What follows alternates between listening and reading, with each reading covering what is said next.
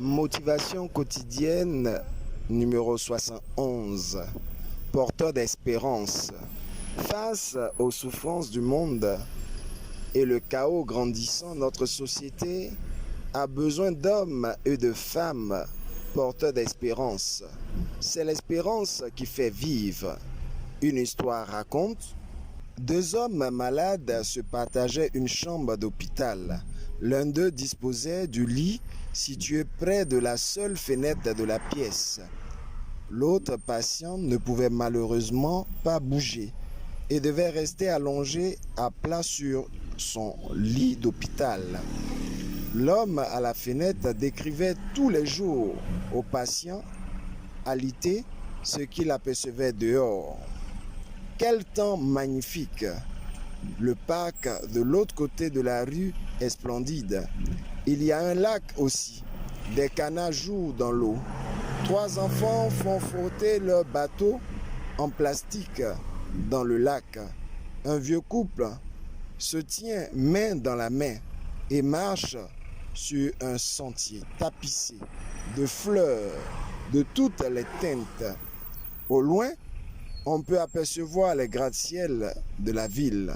L'homme à la fenêtre décrivait chaque jour à son compagnon de chambre ce qui se passait dehors. Ce dernier fermait les yeux et se représentait alors les scènes extérieures à la manière d'une peinture.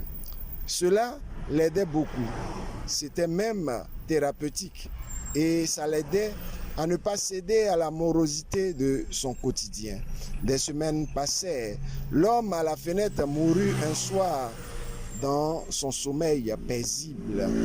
2 jours plus tard, le patient alité demanda à changer de lit et être déplacé près de la fenêtre tant aimée par son précédent voisin de chambre.